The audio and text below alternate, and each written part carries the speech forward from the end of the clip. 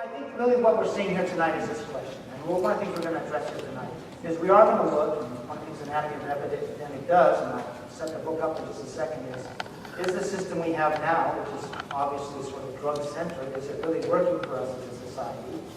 And when we talk about society, then obviously what it means is it really working for many people within that, that end up in the treatment. And then hopefully we'll have some time also to talk about, well, if it's not, what can we do to change? What are some of the solutions we can see out there? Maybe we can have this talk that we can also look at a very optimistic talk. And I think you'll see one that by the time I get done tonight, there'll be a lot of what I say that I think is sort of disheartening in terms of what's going on and in terms of outcomes we're seeing today. But on the other hand, I think you'll see a real message of optimism and hope in terms of how much of what's possible, so to speak. I'll tell you how I'm going to frame the book, and I want to tell how David Oakes is responsible for solving it. Here's the way. The book is set up as a puzzle, and here's the puzzle that the book investigates. So we as a society, here's the belief we have. The belief we have is that Thorazine arrived in science medicine in 1955, and that kicked off the psychopharmacological revolution, this great advance in care. In fact, you can read in histories of psychiatry that the introduction of Thorazine was as important in psychiatry as the introduction of penicillin was in internal medicine. Now, penicillin is one of the great advances in medicine. It cures antibiotic infections, reduced death rates, etc. So that means that this obviously was a great leap forward. That's one of the things you'll hear. So then we got antipsychotic medications. This was the first antipsychotic medication. That word tells you that maybe it's an antidote to psychosis, as if it's a specific treatment. Then we got antidepressants, those are specific treatments. We got anti-anxiety drugs. So we now said to have agents that were specific for these disorders, diseases, etc. That's the first part of the story, this revolution. And then we have been told that these drugs fix chemical imbalances in the brain. And if that's true, they are indeed biological antidotes to diseases, disorders, if that's true. But that's part of what we've been told is true.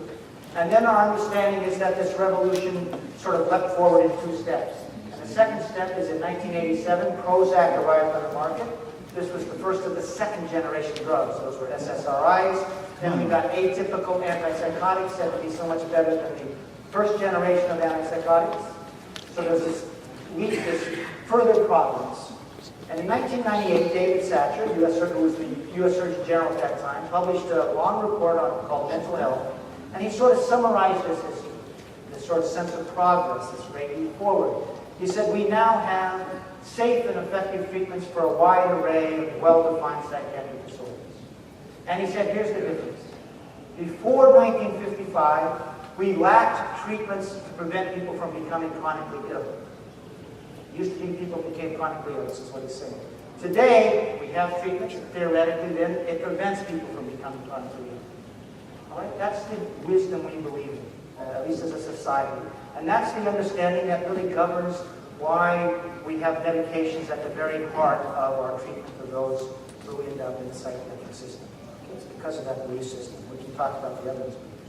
So what do I do in this book as the very first step?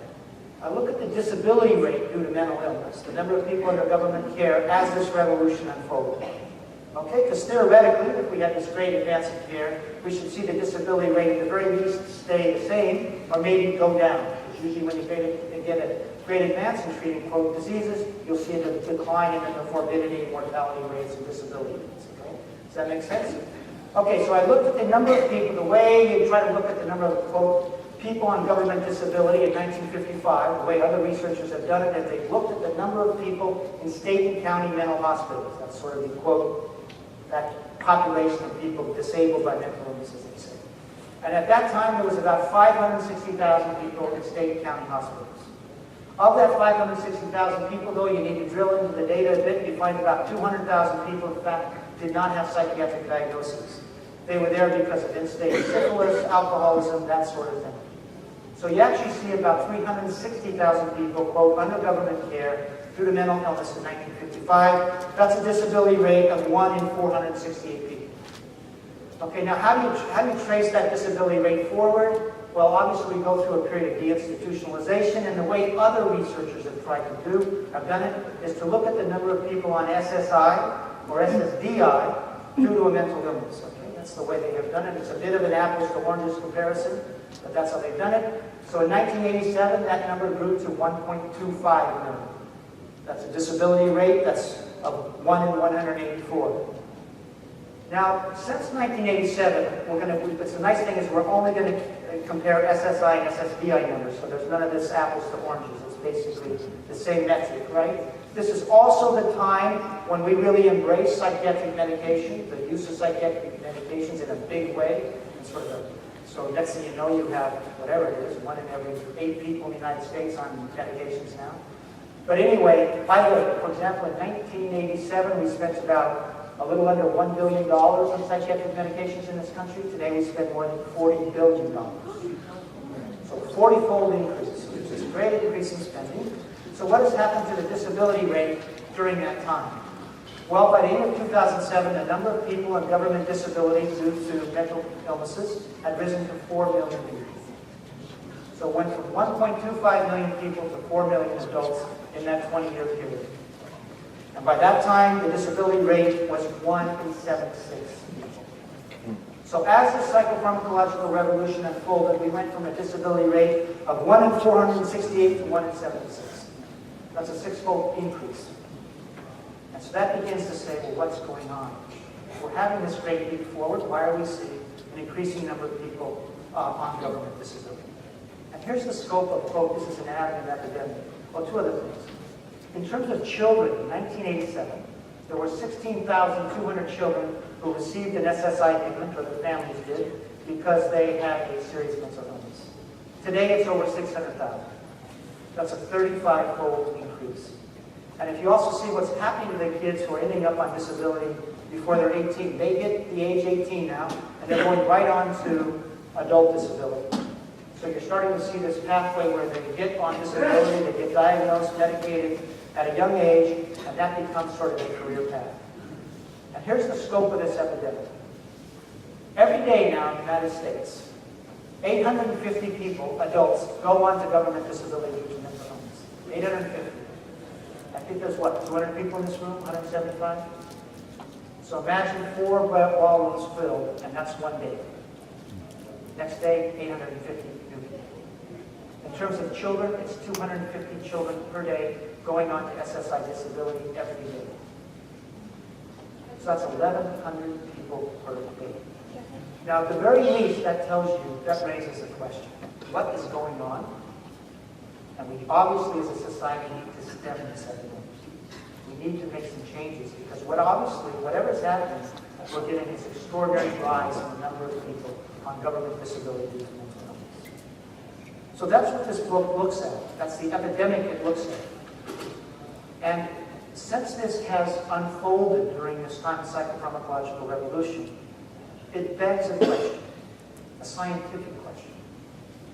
Is it possible, for some reason, that our drug-based paradigm of care is in fact fueling this epidemic? Is that possible? And once you rate, and you can see it's a legitimate scientific question to ask. It's a question that should be asked by society, it should be asked by medicine itself. It might seem a little heretical to ask it, but obviously it is been. And that question that then is raised is this twofold possibility. How do medications affect the long-term course of major disorders, diagnostic categories like schizophrenia, anxiety, depression, and bipolar illness?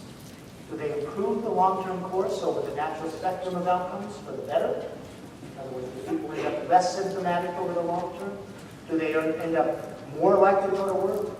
Do they have better health over the long term? Or for some odd reason, is it the opposite? We're going to just see how are the long-term outcomes shifted in these diagnostic categories. That's one of the things I do in this book. By the way, I do not think that has ever been done before. It's not been done in another book. You'll have a hard time actually, it's in the scientific literature. Obviously, I'm teasing this out from the scientific literature, but no one has put this into a coherent story. And that's really the heart of the book. I do it for those diagnostic categories. It's the first one. Instead of looking at short-term or looking at side effects, how is it affecting the long-term